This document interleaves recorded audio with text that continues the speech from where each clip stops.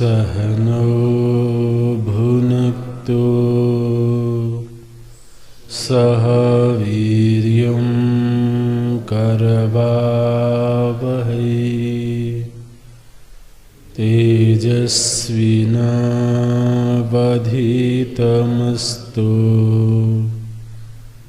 मा विद्विषावहै।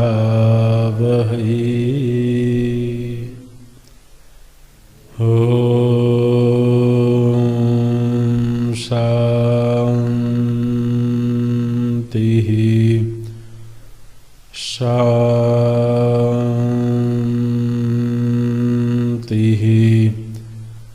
शान्तिः।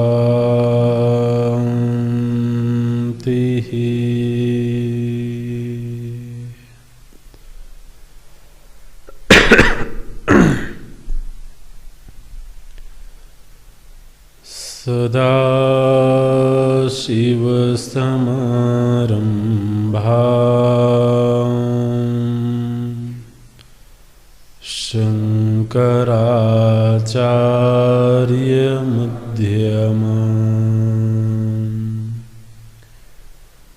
अस्मदाचार्यपर्यन्ताम्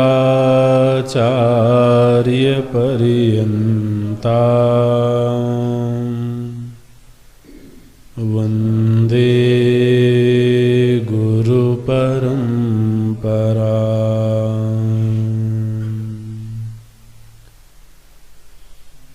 शङ्करं शङ्कराचार्यं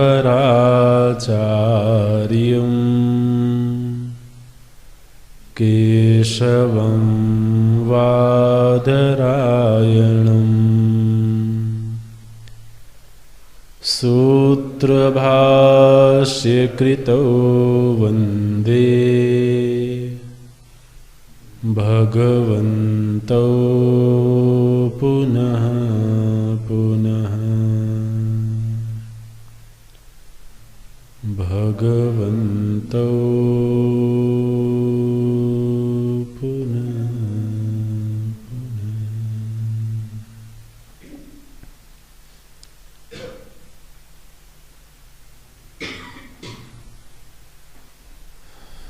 भज गोविन्दं भज गोविन्दं भज गोविन्दं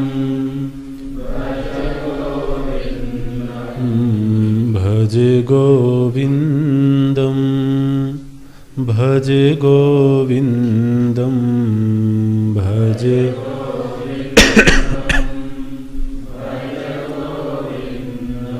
गोविन्दं भज मूढमते गोविन्दं सम्प्राप्ते सन्निहिते काले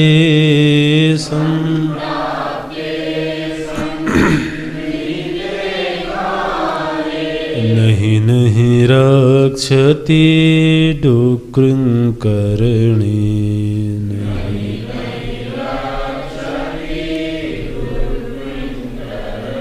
भज गोविन्दं भज गोविन्दं गोविन्दं भज मूढमते भज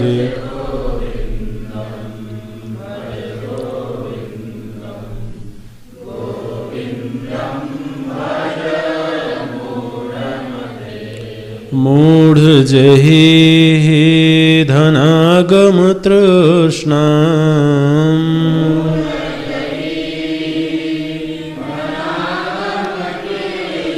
कुरु सद्बुद्धिं मनसि वितृष्णा कुरु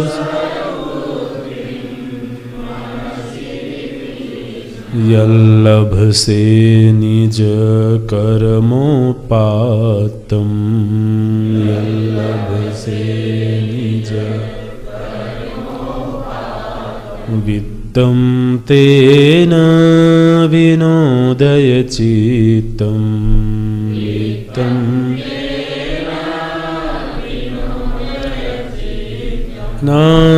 नारीस्तनभर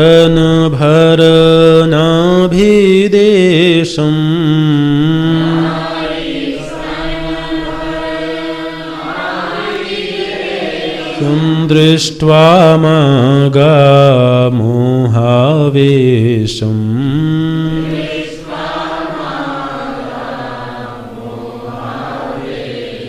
एतन्मां सवसादिविकारम्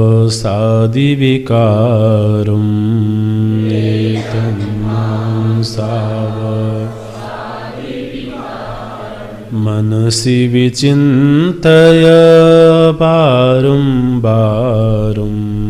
मनसि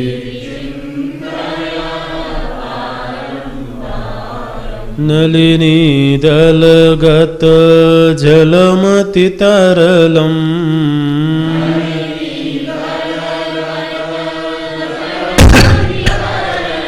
तद्वज्जीवितमतिशयचपलम्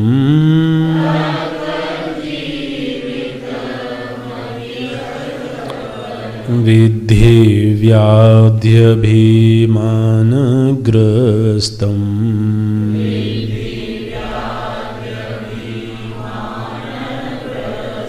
लोकं शोकहतं च समस्तं लोकं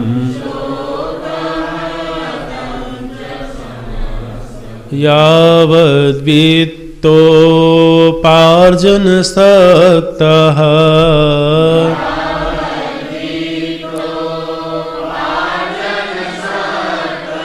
तावन्निजपरिवारो रक्तः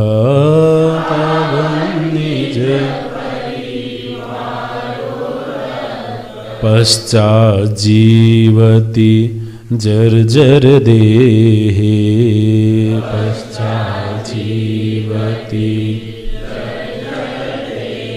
वार्तां कोऽपि न पृच्छति गेहे वार्तां भज गोविन्दं भज गोविन्दं गोविन्दं भज मूढमते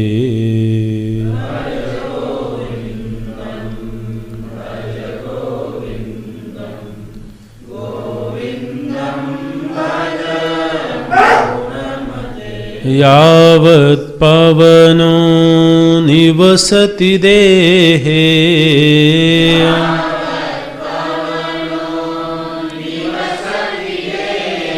तावत् पृच्छति कुशलं गेहे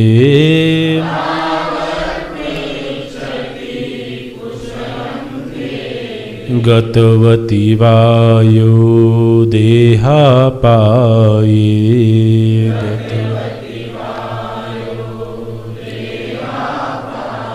भार्या बिभ्यते तस्मिन् काये भार्या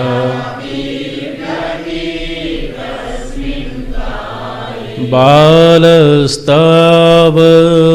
क्रीडासक्तः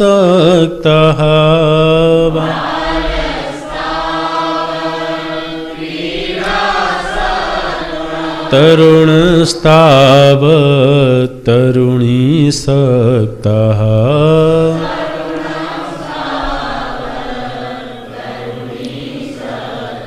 वृद्धस्तावत् चिन्तासक्तः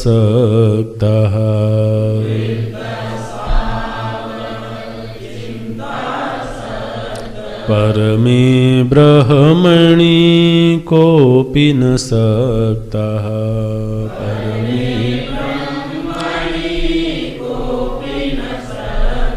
काते कान्ता कस्ते पुत्रः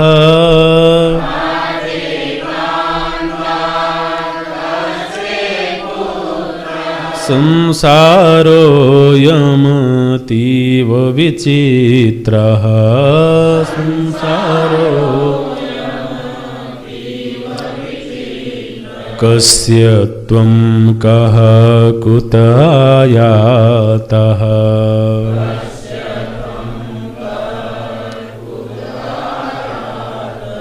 त्वं चिन्तय तदिह भ्रातः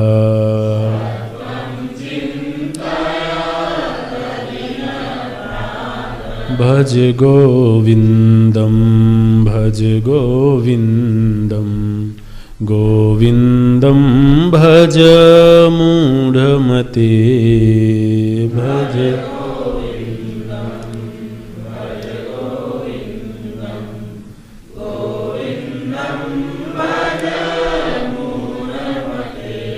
सत्संगत्वे निःसंगत्वम्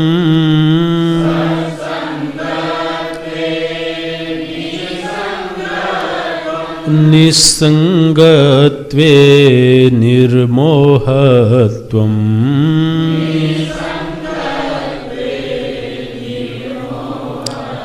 निर्मोहत्वे निश्चलतत्वम्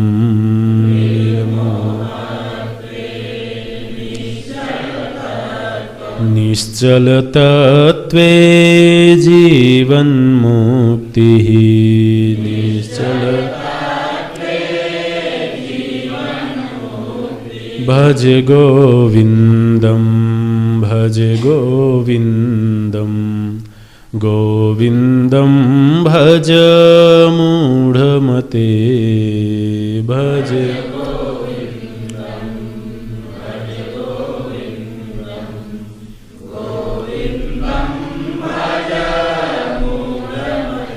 गोविन्दं भज मूढमते गोविन्दं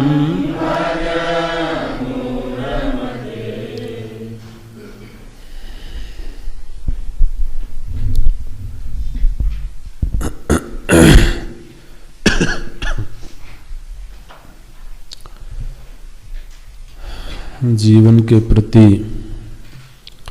व्यक्ति का दृष्टिकोण जितना सत्योन्मुखी होता है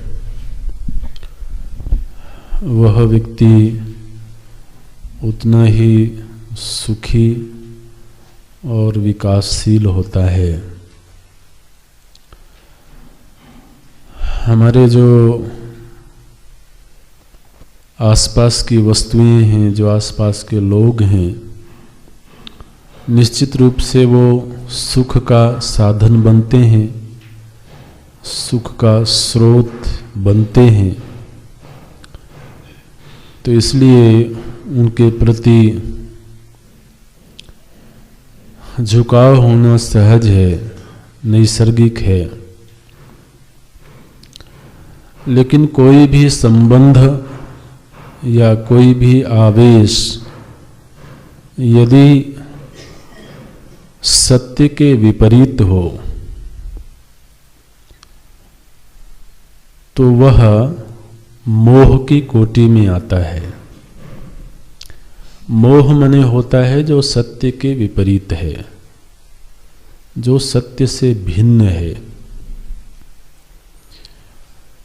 तो एक समझदार व्यक्ति को पहले तो सत्य का ज्ञान होना चाहिए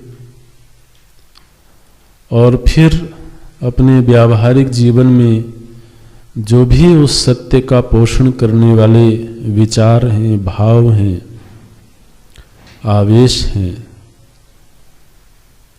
उनका पोषण होना चाहिए।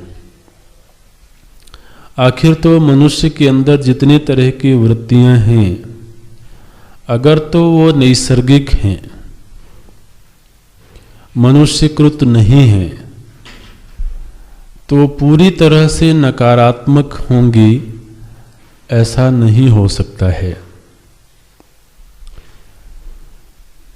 जो वृत्ति, जो भाव हमारे द्वारा निर्मित है, संभव है कि वो दोषपूर्ण हो, पूरी तरह से दोषपूर्ण हो। लेकिन जो निसर्ग ने बनाया है, जो सृष्टि ने बनाया है, उसका निश्चित रूप से कोई न कोई मंगल विधान भी होता है। वो पूरी तरह से नकारात्मक तब तक नहीं होता जब तक कि वो धर्म विरोधी ना हो जाए। गोस्वामी जी ने कहा कि मुझे भगवान के प्रति वैसी ही आसक्ति चाहिए जिस तरह से अत्यंत कामुक व्यक्ति की स्त्री की पुरुष में और पुरुष की स्त्री में होती है।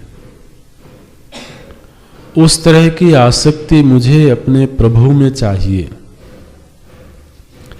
कामिहि नारी प्यार जिमि लोभी प्रिय जिमि दाम। और मुझे लोभ भी चाहिए।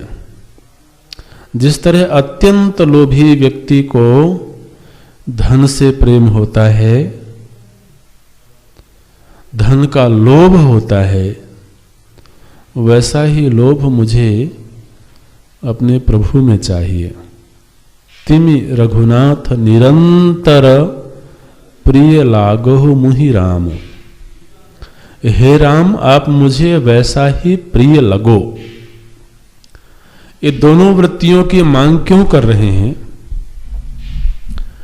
क्योंकि जैसा कि पूर्व की कक्षा में हम लोगों ने देखा था, जो लोभ वृत्ति है वो दीर्घकालिक है। काम वृत्ति क्षणिक है किंतु तीव्र है। गोस्वामी जी कहते हैं कि मुझे भगवान में जो प्रीति है वो तीव्र होनी चाहिए, उसमें शिथिलता नहीं होनी चाहिए। लेकिन वो जो तीव्र भक्ति है वो कुछ क्षण के लिए नहीं हो, वो दीर्घकालिक हो। उसके लिए वो लोभ का आश्रय लेते हैं। दोनों ही वृत्तियां अत्यंत मंगलमयी हैं अगर इनकी दिशा सही हो, धर्मानुकूल हो और मुख्य रूप से ईश्वरोन्मुखी हो। यहां तक के शास्त्रों ने तो ये कहा कि अगर किसी के अंदर द्वेष वृत्ति भी है, वो द्वेष वृत्ति भी मंगलमयी हो सकती है अगर उसकी दिशा भगवान की ओर हो जाए। तो ऐसे भक्त भी शास्त्र में देखने को मिलते हैं जो द्वेषपूर्ण भक्ति करते हैं, भगवान से द्वेष करते हैं। कोई उनसे प्रेम करता है, कोई उन पर आसक्त है। कृष्णावतार में कुब्जा एक चरित्र है, बिल्कुल अत्यंत स्थूल आसक्ति है उसकी भगवान के प्रति। भगवान का जो रूप है, जो सौंदर्य है, जो आकर्षण है, वो कुब्जा को उसने ऐसे लुभा लिया कि उनके बिल्कुल विग्रह के प्रति वो आसक्त हो गई और भगवान ने उसके उस समर्पण का पोषण किया। गोपियां प्रेम भाव से आराधना करती हैं, आसुरी स्वभाव के लोग दुष्ट भाव से आराधना करते हैं। लेकिन ये बड़ा विचित्र सा शास्त्रों का रूप है कि जो भगवान से द्वेष करते हैं वो भी भगवान को प्राप्त हो जाते हैं, जो भगवान से प्रेम करते हैं वो भी भगवान को प्राप्त हो जाते हैं। राम रावण युद्ध हुआ, युद्ध संपन्न हो गया। इंद्र देवता प्रसन्न है, सारे ही देवता प्रसन्न हैं, क्योंकि देवता चाहते ही यही थे। जब तक राम रावण युद्ध चल रहा था तब तक वो केवल जयकारा लगा रहे थे, जय हो जय हो जय हो। किसी ने पूछा कि किसकी जय हो बुला रहे हो? बोले ये मत पूछो।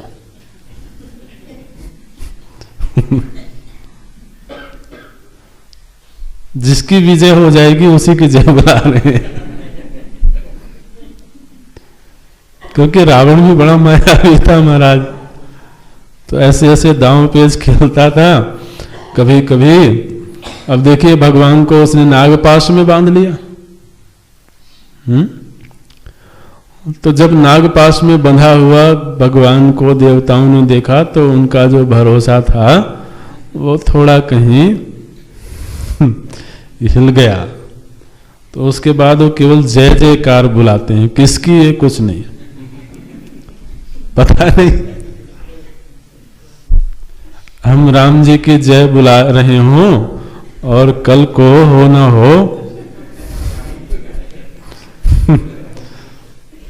वो रावण की विजय हो जाए तो महाराज लेने के देने पड़ जाएंगे फिर तो खैर युद्ध संपन्न हो गया, भगवान की विजय हुई। इंद्र देवता भगवान के पास आए और बोले कि हमें कुछ सेवा दीजिए। तो जब तक युद्ध हो रहा था तब क्यों नहीं आए थे सेवा मांगने? तो अब ये अपना अपना स्वभाव होता है। खैर भगवान ने कहा कि ऐसा है, आप सेवा करना चाहते हो तो जरूर सेवा मिलेगी। इस युद्ध में मेरी ओर से लड़ते हुए अनेक वानर मारे गए हैं। वो युद्ध हुआ तो दोनों तरफ की सेनाएं मरी ना, तो मेरे लिए युद्ध करते हुए अनेक वानर मारे गए हैं। वो उनका मरना ठीक नहीं है, उन्होंने तो मेरे प्रति अपने आप को समर्पित किया था। तो आप ऐसा करो कि इस युद्ध भूमि में अमृत की वर्षा करिए। अमृत की वर्षा करने से तो मेरे जो लोग हैं वो पुनः जीवित हो जाएंगे सभी के सभी। तो इंद्रदेव ने अमृत वर्षा करी। वो अमृत वर्षा तो पूरे भूमि में हुई, जितनी लाशें पड़ी थी वहां सभी के ऊपर अमृत वर्षा हुई। तो निश्चित रूप से अब वो बूंदें जो हैं वो केवल बंदरों के ऊपर ही थोड़ी गिरती होंगी, वो तो जो असुर मारे होंगे उनके ऊपर भी गिरती होंगी। लेकिन बड़े आश्चर्य की बात हुई कि वहां सारे के सारे वानर तो जागृत हो गए, जीवित हो गए, लेकिन वो जो असुर थे वो जीवित नहीं हुए। तो बाद में लोगों ने पूछा कि ये क्या रहस्य है, क्या अमृत में इतनी सामर्थ्य नहीं है कि वो असुरों को जीवित ना करे?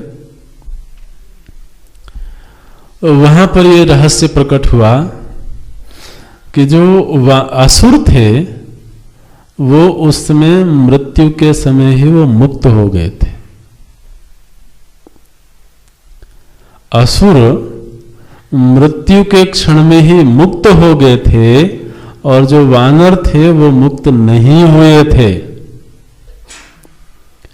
बोले ये कैसे हुआ जी? तो ये हुआ ऐसे कि जिस समय मृत्यु की घड़ी हो और किसी मरणासन्न व्यक्ति के सन्मुख कौन हो? स्वयं प्रभु जी हो, तो नरक में जाएगा कि मुक्त होगा वो? ये रहस्य वहां पर गोस्वामी जी ने प्रकट किया। जितने असुर थे उनके सामने कौन था? भगवान थे। भगवत दर्शन करते हुए उन्होंने शरीर का त्याग किया और निश्चित रूप से उस समय पर वो राम राम का उच्चारण भी कर रहे होंगे, मारने के लिए ही सही, राम को मारो ऐसा ही कह रहे हूं, लेकिन सामने तो भगवान है और मुख में भगवान का नाम है। इसलिए हमने शुरू में बोला था शास्त्रों की चाल कई बार समझ में नहीं आती है। और वानरों के सामने कौन था? अब बताओ, कोई रावण का मुख देख करके मरे तो कोई मुक्त होने वाला है? तो ये तो महाराज भगवान की ऐसी लीला है कि घी का लड्डू टेढ़ो भला, ऐसे लोग कहते हैं ना, कहावत बोलते हैं। ये घी का लड्डू हो चाहे वो बहुत अच्छी शेप में नहीं भी बना हो, तब भी वो खाने पर तो वही पौष्टिकता प्रदान करेगा। ऐसे ही तुलसी अपने राम को रीझ भजो या खींच, चाहे आप रीझ करके भजन करो, चाहे खींच के भजन करो, भजन किसका कर रहे हो? बोले प्रभु का कर रहे हैं। इसलिए द्वेष वृत्ति पूर्वक भी उनकी स्मृति होवे तो वो भी कल्याणमयी है। तो आप ऐसा मत सोचना कि वानरों की मुक्ति नहीं हुई, बाद में फिर प्रभु जी अपने साथ लेकर के गए, उन सभी को मुक्ति मिली।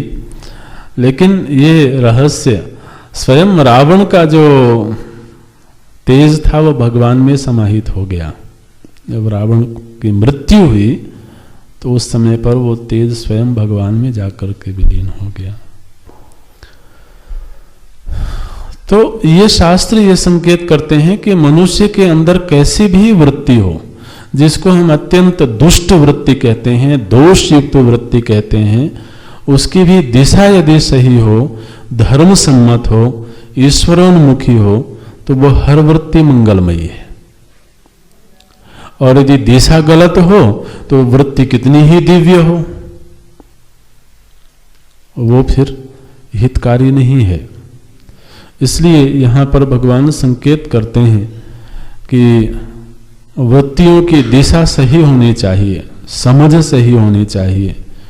जीवन के प्रति जो दृष्टिकोण है वो बहुत प्रमादपूर्ण नहीं होना चाहिए। ये जो चौथा श्लोक है एक तरह से वो प्रमाद का निस्सरण करता है। व्यक्ति कई बार साधना को भी टाल देता है, भगवत भजन को भी टाल देता है। अरे अभी तो इतना लंबा वक्त है, कर लेंगे, कौन सी जल्दी है। तो जो एक टालने का स्वभाव होता है, मानो कि उसमें भगवान चोट मारते हैं। नलिनी दलगत जलमति तरलम तद्वत जीवित मतिशय चपलम विद्धि। इस बात को पहले जान लो कि जो शरीर है, मन है, ये रोग और अभिमान आदि से ग्रस्त ही रहेगा। इसलिए इस सत्य को जानते हुए जितना भी इस शरीर से बन पड़ता है, मन से जितनी साधना बन पड़ती है, उसका त्याग नहीं करना चाहिए। अगले श्लोक में थोड़ा सा परिवार के प्रति जो व्यक्ति की एक आसक्ति होती है उस पर तो संकेत करते हैं। बोले कि गृहस्थ सरसो लोके, इस लोक में, इस समाज में, मानव जीवन में जो गृहस्थाश्रम है कैसा है? बोले बड़ा सरस है। और संन्यास शुष्क एव ही। संन्यास क्या है? बोले बड़ा शुष्क सा है। अच्छा, गृहस्थाश्रम क्या है? बड़ी बड़ी रौनकता है वहाँ, रोज ही पार्टियां होती हैं, रोज ही निमंत्रण कार्ड आते रहते हैं, तो आदमी तैयार होता है कहीं कहीं जाने के लिए। वार्डरोब में इतने सारे कपड़े रखे होते हैं अलग अलग रंग के। अब सन्यास में क्या है, ले दे के एक ही रंग है, उसमें कोई वैरायटी नहीं। अरे भाई, रंग की भी अपनी महिमा होती है। आपके पास ये स्वतंत्रता हो कि आप रंग बिरंगे कपड़े पहन सको जब, तो ठीक है। अब यहाँ तो आपके पास में वो विकल्प है नहीं, आप ज़्यादा से ज़्यादा कपड़ा बदल सकते हो, रंग में बदलाव की तो कोई गुंजाइश है नहीं। तो इसलिए गृहस्था सरसो लोके, ये महाराज आत्मदेव ने वो सन्यासी महात्मा से कहा था। भागवत जी के महात्म्य प्रसंग आता है। तो बोले बात तो अच्छी है, ठीक है, इसमें कोई दो राय की बात नहीं है, लेकिन एक सच्चाई की ओर और जरा ध्यान रखना। यावद वित्तोपार्जन सकता तावद निज परिवारो रखता। आदमी जल्दी से ना सत्य को नजरअंदाज करने में रुचि रखता है। सत्य की ओर ध्यान जाए तो जरा कड़वा कड़वा सा लगता है कभी, तो उसको छोड़ बैठता है। बोले देखो भैया, आपकी जो ये वाहवाही हो रही है, जो आपके अर्दली खड़े हैं, गाड़ी बिल्कुल तैयार खड़ी है साफ सुथरी होकर के, कब तक है? हम बोले जब तक आप सेवा निवृत्त नहीं हुए। ठीक महाराज, ये जो ऑफिसर लोग होते हैं ना, बिल्कुल इनका आप रौब देखिए।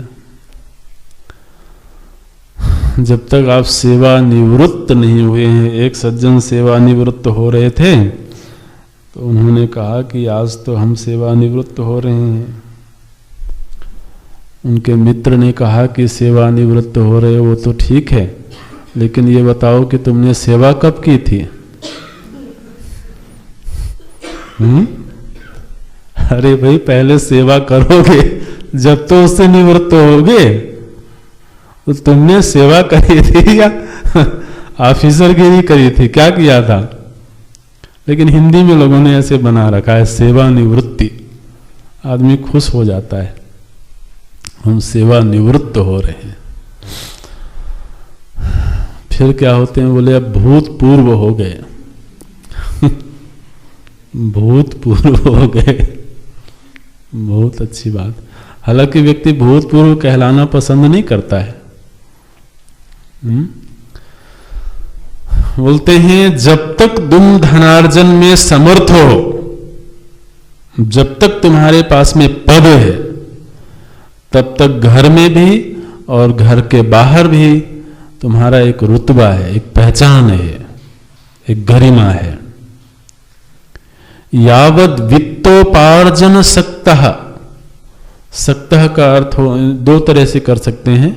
जब तक कोई व्यक्ति वित्त के उपार्जन में आसक्त है, ऐसा भी कर सकते हैं, या समर्थ है, ऐसा भी कर सकते हैं। सक्त होने का एक अर्थ सामर्थ्यवान होना भी होता है। बोले यावत, यावत माने जब तक, वित्त उपार्जन सक्तः, वित्त के उपार्जन में सक्त हैं, समर्थ हैं, तावत निज परिवारो रक्तः, जिसको आप अपना अपना कह के बोल रहे हो, वो परिवार आपके प्रति बड़ा अनुरक्त है, बड़ा सेवा भावी है, और आप अब रिटायर हो गए। अब सुबह से तैयार तो होना नहीं है। अब जरा सोचो कितना अजीब लगता होगा आदमी को। जिस दिन रिटायरमेंट हुआ उस दिन तो फिर भी क्या फेयरवेल देते हैं, तो खूब सारा मान सम्मान हुआ, माला वाला पहनाई गई, बहुत सारे गिफ्ट दिए गए, शुभकामना संदेश भी आए जगह जगह से। और अगले दिन बाहर निकले तो गाड़ी भी गायब है। वो जो खड़ा रहता था ड्रेसअप होकर के, बिल्कुल वो भी गायब है। ये क्या बात है भाई? आप सोचो को उसको। अच्छा, बहू ने कहा कि अब पिताजी को कहीं जाना तो है नहीं, तो आप ऐसी जल्दी कौन सी है नाश्ता करवाने की, टिफिन तैयार करने की, अब बच्चों को निपटा देते हैं, फिर इनका हो जाएगा। अब ये मधुर वाणी सुनकर के क्या आनंद मिलता होगा। अब आप हंस लो, आप अभी नहीं। लेकिन ये तो हकीकत है। धीरे धीरे व्यक्ति का वो जो सम्मान है वो वैसा नहीं रह जाता है। बोले ठीक है, कोई नहीं। तो ये जो सम्मान है ना, परिवार से मिलने वाला और समाज से मिलने वाला, ये सम्मान भी महाराज व्यक्ति को ऊर्जावान बनाए रखता है, बिल्कुल ऊर्जावान। और जिस दिन ये सम्मान गायब हुआ, अच्छा खासा हट्टा कट्टा व्यक्ति भी अपने आप को असहाय महसूस करता है।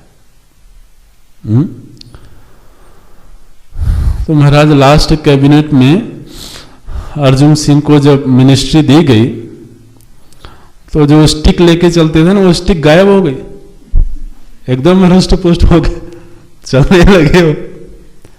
और उसके पहले तक में सिक हो गए थे, वो स्थिति बिल्कुल ऐसी दयनीय हो गई थी। माने होता यह है कि ये इसमें भी बड़ी ताकत है, बड़ी ताकत है। लेकिन जैसे जैसे शरीर जर्जर होता है, माने मुख्य बात यह है, इस सच्चाई की ओर भगवान इंगित कर रहे हैं कि आप जब तक किसी को सहारा देने के लिए समर्थ हो, जब तक आपके ऊपर कोई व्यक्ति आश्रित है, आप पर डिपेंड है, तब तक वो आपका सम्मान करता रहेगा। जैसे जैसे व्यक्ति दूसरे पर निर्भर होना शुरू हो जाता है, हमारे ऊपर जब तक कोई निर्भर है तो ठीक है, वो हमें सम्मान, लेकिन जैसे इसका विपरीत हुआ, हम किसी पर निर्भर होने लगे, वैसे ही बात बदलने लगती है। अब इस सत्य को कोई नकार नहीं सकता है। तो बोलते हैं पश्चात जीवति जर्जर देहे। बहुत धन्य भाग्य कोई जीव होता हो, बहुत ही पुण्य कर्मा कोई जीव होता हो कि उसके अंतिम क्षण तक उसका वही सम्मान, वही उसका स्टेटस बना रहे, तो ये तो बहुत रेयर होता है। हाँ, ये तब होता है जब व्यक्ति आध्यात्मिक जीवन जी रहा हो, है ना। एक सत्य यह भी देखने को मिलता है कि जब केवल सांसारिक जीवन व्यक्ति जी रहा होता है, तो जैसे जैसे उसका क्षय होता है, उसके शरीर का, उसके स्मरण शक्ति का, उसकी इंद्रियों का, वैसे ही उतना वो लवेबल नहीं रह जाता है ना। कई बार तो लोग कहने लगते हैं कि अब उनके पास बैठने से इरिटेशन होता है, वही पुरानी पुरानी बातें रिपीट करते रहते हैं। अब आदमी एक बार सुनता है, 2 बार सुनता है, लेकिन अब वो स्थिति होती है, वो भी मजबूर है, वो कुछ कर नहीं सकते हैं, वो सब प्रकृति से होता है। उनकी समस्या ये होती है कि उनकी कोई बात सुनता नहीं है। जो सुनने वाला है उसकी समस्या यह है कि एक ही बात को कितनी बार सुने। अच्छा, सुनाने वाले को लगता है ये बिल्कुल पहली बार सुना रहा हूं, इसके पहले ये वाली कहानी मैंने नहीं सुनाई थी, तो इतनी रुचि लेकर के वो सुनाते हैं। और सुनने वाला आदमी को याद है कल भी यही कहानी सुनी थी मैंने, तो अब ये स्थिति होती है। तो फिर धीरे धीरे व्यक्ति जरा, अब तो खैर व्यस्तताएं भी ऐसी हो गई हैं कि लोग ज्यादा देर तक समय भी नहीं दे पाते हैं। लेकिन दूसरा सत्य ये भी देखने को मिलता है महाराज कि ये जो जिन्होंने साधना का जीवन जिया होता है, तपश्चर्या का जीवन जिया होता है, उनकी जैसे जैसे अवस्था आगे बढ़ती है वैसे वैसे चाहने वाले बढ़ते हैं। ये भी देखने को मिलता है। लेकिन केवल विषयोन्मुखी जीवन जीने वाला व्यक्ति तो आखिर एक न एक दिन तो शरीर का क्षय होगा ही, उस तेज का ह्रास होगा ही, तो उसके साथ ही फिर वो आसपास लोग भी हैं, वो भी जरा नजरअंदाज करने लगते हैं। पश्चात जीवति जर्जर देहे वार्ताम कोपि न पृच्छति गेहे। घर में भी महाराज भगवान न करे, नहीं तो ले जाकर के भोजन रख दिया, बोले दादाजी जब इच्छा हो खा लेना।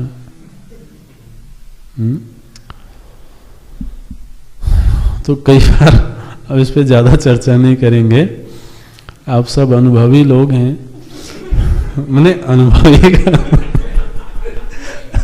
मैंने आए तो समाज परिवार से ही है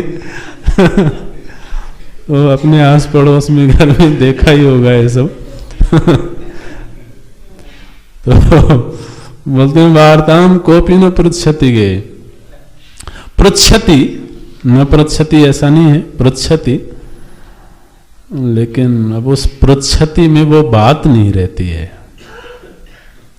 देखो, तुमको इतनी बार मैंने समझाया है कि समय से दवाई ले लिया करो, फिर भी भूल जाते हो, आदमी कहां तक ख्याल रखेगा। अब सुनो, बड़े, और लगता है कि बड़े केयर कर रहे हैं लेकिन ये केयरिंग तो बड़ी कष्टप्रद है। लेकिन कहते हैं वार्ताम कोपि न पृच्छति गे। इसलिए समय रहते जिससे असली संबंध जोड़ना चाहिए उससे संबंध जोड़ लो। उसको अवस्था और शरीर की जर्जर देह से कोई वास्ता नहीं होता है, वो तो भक्ति को देखता है, इसलिए वो हमेशा केयर करता है। तो जो सांसारिक संबंध हैं उनका यथार्थ भी व्यक्ति को मालूम हो, और जो भगवत संबंध है वो भी बढ़ता रहे, ये प्रयत्न समय रहते कर लेना चाहिए। समय रहते व्यक्ति को भगवत प्रेम बढ़ा करके और उनके साथ एक संबंध का निर्माण हो जाना चाहिए। संबंध का निर्माण हो जाता है तो केयरिंग भी होती है, वहाँ से तो भावनाओं का आदान प्रदान भी होता है।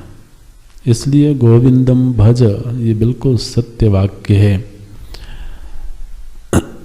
यावत पवनो निवसति देहे, अभी जरा देहाभिमान पर थोड़ा सा चोट मार रहे हैं। बोले जिस देह को लेकर के तुम इतने सजग रहते हो, उस देह की गति क्या है? बोले जब तक इसमें श्वास चल रही है तब तक तो ये देह बड़ी शोभन की वस्तु है।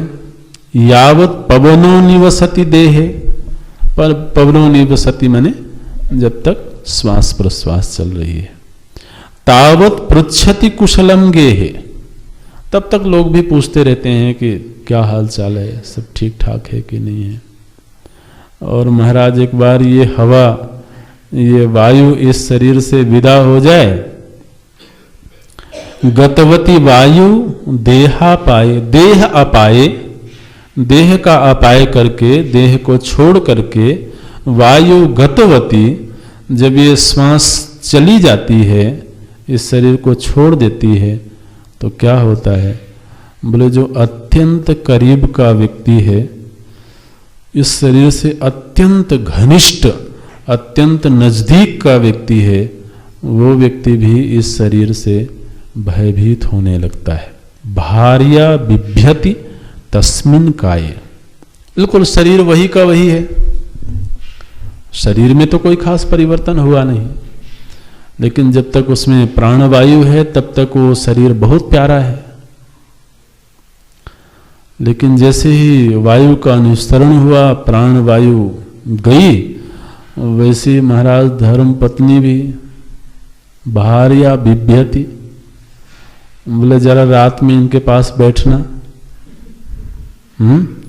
अब शाम को इनका देहावसान हुआ है, तो रात्रि में तो संस्कार हो नहीं सकता है, तो रात्रि में रखते हैं, सुबह करेंगे।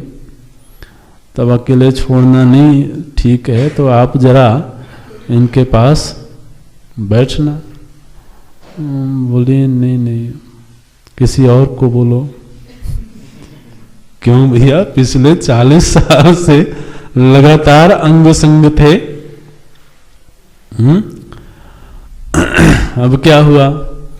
बोले नहीं, अब भय लगता है। क्यों भय लगता है? लगता है तो लगता है। तो क्या उस शरीर से भय लगता है? बोले शरीर से तो भय नहीं लगता, कहीं वो फिर ना आ जाए। अरे तो फिर आ जाएंगे तो अच्छी बात है ना, उसमें क्या दिक्कत है? ये बहुत, आदमी की प्रकृति बड़ी विचित्र है। एक बार उसको कंफर्म हो जाए कि जीव शरीर से निकल गया, ठीक है, कंफर्म हो जाए, और फिर थोड़ी देर में फिर से वो उठ के बैठ जाए, तो आदमी स्वीकार नहीं करता उसको। अरे भाई, डॉक्टर गलत भी तो हो सकता था। डॉक्टर का जो परीक्षण है वो गलत भी तो हो सकता था, लेकिन नहीं, ये आदमी की वृत्ति है ऐसी। एक बार कंफर्म हो गया कि ये गए तो मतलब गए, अब वापस नहीं आना चाहिए। और वापस आ जाए तो फिर तो देखो देखो प्रेत खड़ा हो गया, अभी तक तो अच्छा खासा आदमी था। लेकिन ये होता है।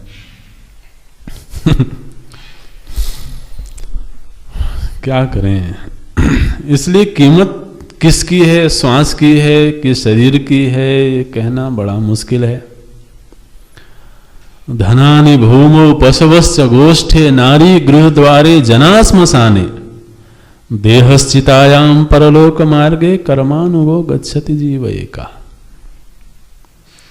बोले कि असल में बात यह है कि जिनके प्रति इतने ज्यादा निर्भर थे ये सब एक सीमा तक ही साथ में रहते हैं। धनानि भूमौ, धन कहाँ रहता है? बोले जिस तिजोरी में रखा था उसी में है। धन को चलना चाहिए था, तुम्हारे साथ जाना चाहिए था। बोले कहाँ जाता है? खैर वो जो भी है वो ठीक है, लेकिन एक ये भी हकीकत है, इसको कभी भी नजरअंदाज नहीं करना है। गतवती वायु देहा पाए भार्या विव्यतिक तस्मिन काये। तो जबकि एक सत्य है तो ये समझ लेना चाहिए कि जो लोग भी हमारे इर्द गिर्द हैं, आसपास हैं, ये शरीर से आ सकते हैं कि श्वास से आ सकते हैं, ये हमारी सामर्थ्य से आ सकते हैं। माने केवल दूसरे को ब्लेम करने की बात नहीं, हमारी भी वही स्थिति है, ठीक है ना। हम दूसरे के लिए क्यों सोचें कि वो हमारे आसपास क्यों है? अपने आप को भी हम सोच सकते हैं कि हम किसी के पास में क्यों हैं।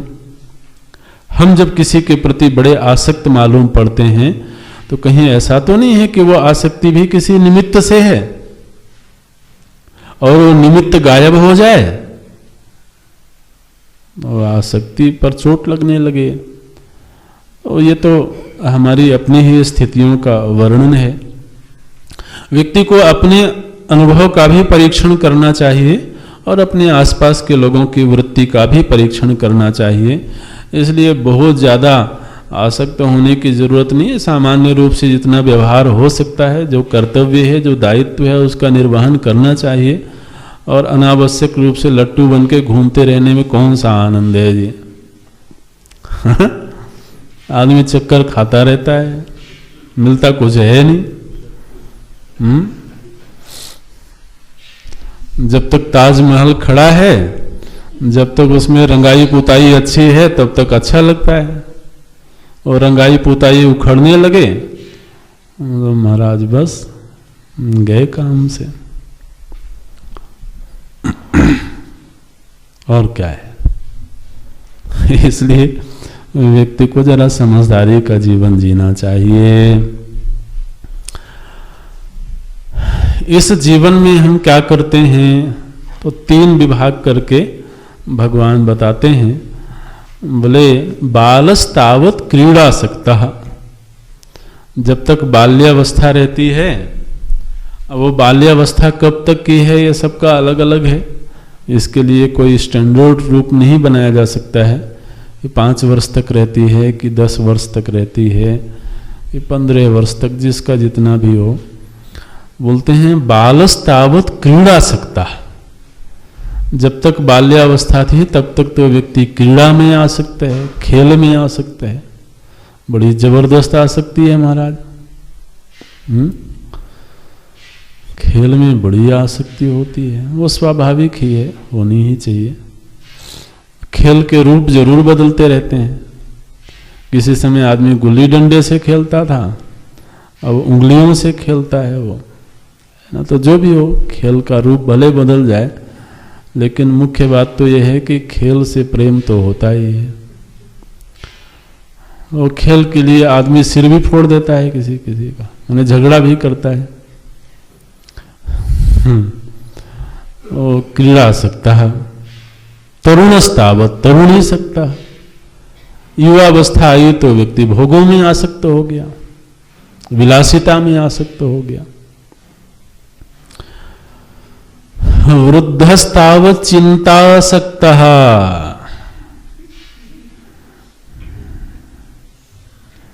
वृद्धावस्था आई तो व्यक्ति चिंता में आसक्त हो गया। अब ये चिंता में क्यों आसक्त होता है भाई? किस बात की चिंता है? असल में जो चिंता नाम की वृत्ति है ना, ये भी एक मनोविज्ञान है। जब व्यक्ति अपने आप को असुरक्षित महसूस करने लगे, तो इस चिंता वृत्ति का जन्म होता है। जब इनसिक्योर, जब असुरक्षित अनुभव होवे, चाहे वो शारीरिक स्तर पर हो, चाहे वो धन के स्तर पर हो, संबंधों के स्तर पर हो। आप देखिए, व्यक्ति का किसी से बड़ा गहन गहरा संबंध हो और मानो कि कोई ऐसा वक्त आवे कि उस संबंध पर कोई और अपना अधिकार जताने लगे, तो व्यक्ति चिंतित होने लगता है। हमारा जो संबंधी है, हमारा जो अत्यंत प्रिय है, उस संबंध के प्रति कोई दूसरा भी अपना अधिकार जताने लगे तो आदमी अपने आप को इनसिक्योर, असुरक्षित महसूस करता है और फिर चिंता का जन्म होता है। तो चाहे मानवीय संबंधों को लेकर के हो, चाहे वो धन दौलत को लेकर के हो। इसलिए आजकल ये जो सीनियर सिटीजन्स के जो अलग अलग अब ग्रुप बनने लगे हैं ना, पहले तो उतना नहीं होता था, लेकिन अब ये जरा ग्रुपिज्म होने लगा है, जो भी शब्द देना चाहें तो उनके आपस में। और क्या एक नया शब्द हमने सुना, मॉर्निंग वॉकर्स का एक ग्रुप है? तो ऐसे ऐसे ग्रुप बनते हैं, तो उनकी आपस में गोष्ठियां भी होती हैं। तो उन गोष्ठियों में तो अपने अपने सुख दुख बांटते हैं, और क्या करेंगे। तो जो उनके स्पीकर होते हैं वो बड़े मोटिवेशनल स्पीच देते हैं, बड़े प्रेरणादायी स्पीच देते हैं। क्या स्पीच देते हैं? देखो ऐसा करना, सब कुछ अपने बच्चों के नाम मत करना। बिल्कुल, तुमने अगर भावुकता में आकर के और ये सब कुछ अपने उनके नाम पर कर दिया तो अगले दिन से वो तुम्हारी फिक्र करना छोड़ देंगे। तो क्या करना? हम बोले जरूर तिजोरी की एक चाबी अपने कमर में बांध के रखना। वो जो जैसे बाज पक्षी होता है ना, वो ऐसे बड़ा विचित्र सा दृष्टांत है वैसे, लेकिन शास्त्रों में दिया गया। बाज पक्षी होता है तो मांस का टुकड़ा जो होता है उसको अपने मुख में रखे रहता है। तो जब तक वो मांस के टुकड़े को अपने मुख में रखे रहता है तब तक दूसरे पक्षी भी उसके इर्द गिर्द महाराज मंडराते रहते हैं। हाँ, तब तक वो ये शायद कुछ न कुछ मिल जाएगा। ऐसे आजकल वक्तव्य दिए जाते हैं कि बहुत जल्दी भावुकता में आकर के ऐसा कदम मत उठा लेना। जरूर थोड़ा सा अपने नाम पर करके रखना, बचा करके रखना, तो तुम्हारे घर में इज्जत बनी रहेगी, लोग सेवा करते रहेंगे, सम्मान करते रहेंगे। किसके लिए? तुम्हारे लिए नहीं, वो उसके लिए करते रहेंगे। तो मुख्य बात यह है कि एक ऐसी अवस्था आती है जब व्यक्ति अपने आप को असुरक्षित महसूस करता है, जब वो किसी पर डिपेंड होने लगता है, किसी पर आश्रित होने लगता है। तो कल तक जिस व्यक्ति का प्रभाव था, कल तक जिसके नाम से लोग काम कर देते थे, आज जब ये महसूस होने लगे कि मुझे खड़े होने के लिए भी किसी का सहारा चाहिए, तो वो जो एक असुरक्षा की वृत्ति है वो स्वाभाविक रूप से चित्त में चिंता को जन्म देगी। तो इसलिए ये अत्यंत समृद्ध संपन्न व्यक्ति के जीवन में भी उस दौर में कहीं चिंताग्रस्त तो वृत्ति का जन्म होता है, वो देखने को मिलता है। बोलते हैं वृद्धस्तावत चिंतासक्ता। जब तक युवावस्था थी तब तक तो बड़े अच्छे उपदेश दिए जाते हैं महाराज। क्या उपदेश दिए जाते हैं? अरे अभी से कोई भजन करने की उम्र है। अच्छा, कोई अगर युवावस्था में हो और सत्संग में जा रहा हो, कॉलेज जा रहा हो, रास्ते में कोई सत्संग हो तो सत्संग में चला जाए, महाराज सत्संग में क्या चला गया, ऐसा लगता है कि उसने कोई बहुत बड़ा अपराध कर लिया है। तो उसके आस पड़ोस के लोग, उसके मित्र लोग और घर के लोग भी कहेंगे तुम सत्संग में जाते हो, सुना आजकल, तुम्हारी तबीयत तो ठीक है, कोई परेशानी तो नहीं? लगता है तुम्हें कोई मानसिक परेशानी है। बताओ क्या चिंता क्या है, बताओ। मैंने सत्संग में जाने का मतलब है व्यक्ति का परेशान होना। और इस समाज में चर्चा होती, बोले अभी अभी से क्या करोगे सत्संग में, अभी कोई सत्संग में जाने की उम्र है, क्या करने की उम्र है? बोले अभी तो अभी विदेश जाना है, अभी इतना धन कमाना है, ये करना है, इतने सारे दायित्व हैं, इनका निर्वहन करना है। जब सारे दायित्वों का निर्वहन हो जाएगा, सारे कार्य संपन्न हो जाएंगे, उसके बाद सत्संग करना कौन रोकता है? तो ऐसे उपदेश दिए जाते हैं महाराज, बिल्कुल दिए जाते हैं। और हम लोगों को तो कई बार अनजान लोगों के बीच में होते हैं, लोग बड़ी ऐसी निगाह से देखते हैं, अच्छा खासा हट्टा कट्टा तो दिख रहा है आदमी, युवावस्था भी है, कोई ऐसी मजबूरी भी नहीं दिख रही, पता नहीं काहे को फकीर बने घूम रहे हैं। तो ऐसी मनोवृत्ति है समाज में, है। वो तो आप कोई ना कोई तो अनुभव करेंगे, सभी लोग करें ना करें, तो ये होता है। और समाज क्या चाहता है कि हम भी उसी स्थिति में रहें जिस स्थिति में वो हैं। हालांकि समाज को मालूम है कि इसमें कोई बहुत सुख नहीं है, लेकिन पता नहीं पास पड़ोसियों को, सगे संबंधियों को व्यक्ति का विवाह करवाने की कितनी चिंता पड़ी रहती है महाराज, बड़ी चिंता लगी रहती है। देखिए दूर दूर तक के रिश्तेदारों को चिंता लगी, पता नहीं साल 2 साल 5 साल में फोन करेंगे, और फोन करने पर पहले यही पूछा जाएगा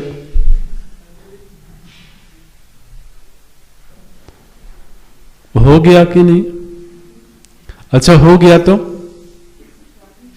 बस ठीक है, अब झेलो।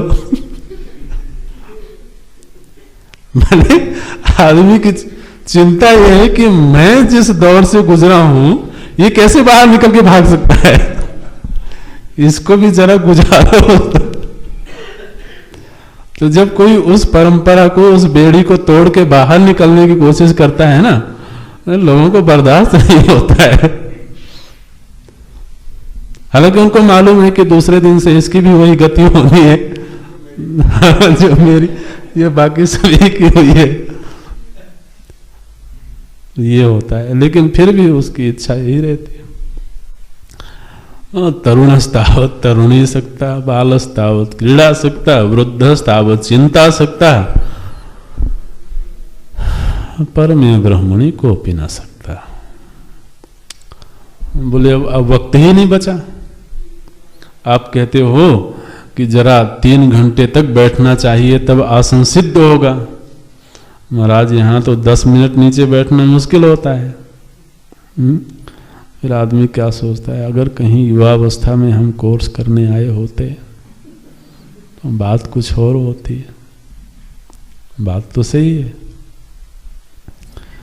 तो एक दौर जब गुजर गया, एक वक्त जब गुजर गया, तब फिर शरीर में वो सामर्थ्य नहीं रहती है, मन में वो सामर्थ्य नहीं रहती है, तब तो फिर कुछ नहीं होता है। जब होने का वक्त था तब दूसरे प्रपंचों में वक्त गुजर गया। इसलिए सावधान करते हैं कि ये तो बड़े आश्चर्य की बात है कि जबकि व्यक्ति को ये सत्य मालूम है कि जीवन का अंतिम उद्देश्य क्या है, फिर भी व्यक्ति थोड़ी थोड़ी आसक्तियों में समय गुजार देता है। ये ठीक नहीं है। परमे ब्रह्मणि कोपि न सकता, ये एक तरह से एक साधु की अंतर्वेदना है। एक साधु जब समाज में जाता है और समाज के इन अलग अलग रूपों को देखता है, उसको शास्त्रीय सत्य भी मालूम है, उसको जीवन की सार्थकता भी मालूम है, लेकिन जब वो समाज में जाता है, हर वर्ग को देखता है, बच्चों के बीच भी बैठता है, युवाओं के बीच भी बैठता है, बड़ों के बीच भी बैठता है, तो उसको अंतर वेदना होती है कि हैं तो वैसे समझदार लोग, हैं तो पढ़े लिखे लोग, लेकिन ये जिन चीजों में समय को गंवा रहे हैं उनमें कोई बहुत सार्थकता नहीं है। तो ये जो अंतिम वक्तव्य है ना, एक तरह से एक साधु की अंतर वेदना का उद्गार है। परमे ब्रह्मणि कोपी न सकता। ये कैसे आश्चर्य की बात है कि इतना उपदेश होने पर, सत्संग होने पर भी व्यक्ति को वो सत्य दिखाई नहीं देता है, उसके प्रति महिमा बुद्धि जागती नहीं है, और व्यर्थ की चीजों में जो ऐसा अनमोल वक्त था वो गुजर जाता है। इसलिए वो बोलते हैं परमे ब्रह्मणि कोपी न सकता। तो कम से कम जिसको ये यथार्थ समझ में आ गया हो उसे तो अपने लक्ष्य से जुड़ के रहना चाहिए। ओम